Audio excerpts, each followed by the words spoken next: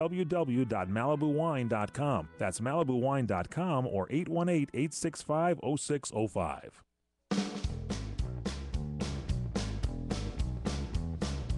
Fred Dreyer back here with you along with Michael Horn. That is your name, isn't it? It is. I'm strapped in, so I know you can't read the name tag, but it says right here, Michael Horn. It has Horn. That's it. On the nameplate.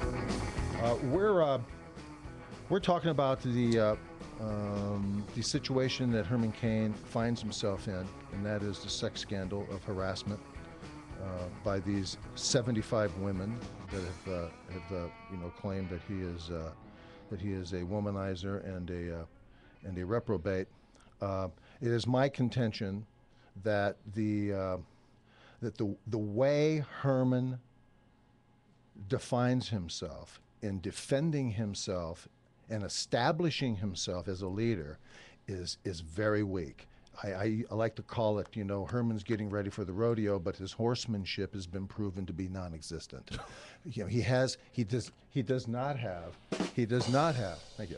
He does not have the horsemanship right now to handle this. But in his defense, and I had someone who was a PR major in college saying that press conference that he had should be shown to all PR classes is how to handle something under the gun and not deny stuff and not to run from it. And he seemed to answer every question that was given to him, even the guy from the New York Times, and answer them. Now, whether the answers are right or wrong, I mean, he leaves himself open if they are. But if everything is right, he did everything right as far as in a PR firm coming back and saying you meet things right on.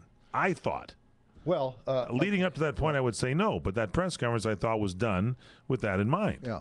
Well, my opinion would be I don't want my presidential candidate to stipulate in a press conference where he's being attacked and grilled and having to defend himself that he'd be willing to take a lie detector test.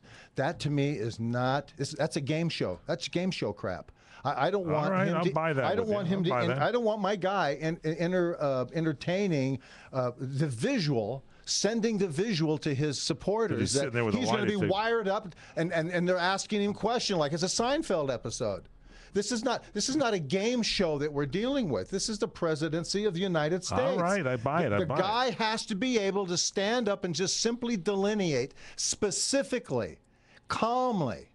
This opening soundbite we had of him saying, what, I'm here to talk to these doctors. Don't ask me. Let me tell you something, fellas. When you run for president, you can expect to get this and much more. There's this subject matter. If you think that this subject matter is over, you're crazy.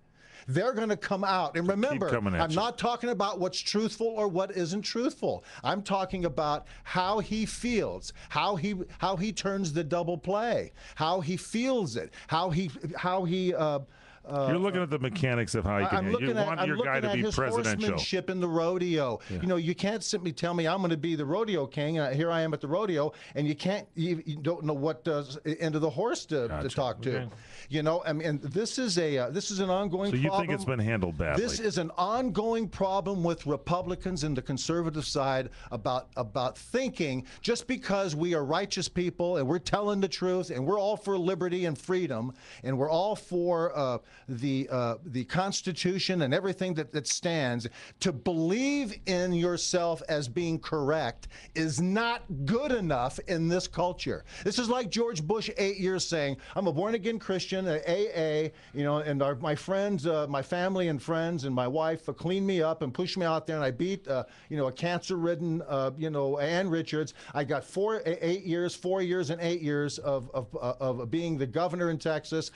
We invented compassionate conservatism, which was Karl Rove's belief that you take conservatism, destroy it, and drag it across to the left of center to where you're now left of center. You are a liberal on social policies. We're going to lower your taxes, and we're going to make sure we have enough aircraft carriers, but we're going to make sure that now we're conservative, but yet we're left of center and all of this stuff, and therefore they leave themselves open for the criticism of the New York Times, all the sound bites, and all of the talk show hosts. And for 8 years, this guy, this president, this conservative leader allowed himself to be tarred and feathered and never defended himself. In doing so, he destroyed conservatism in this country. He destroyed at the local base, at the state, on the state base, and national. He destroyed all of conservatism, and he left everybody out there hung him out there to dry.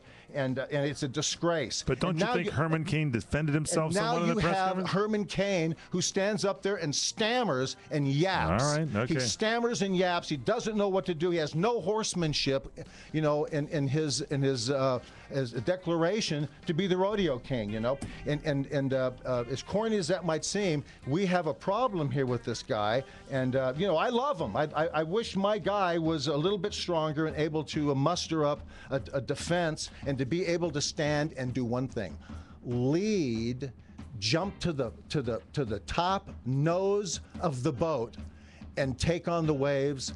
And to be able to handle himself. Unfortunately, up till now, he hasn't been able to do it. But we'll get into more of this when we get back.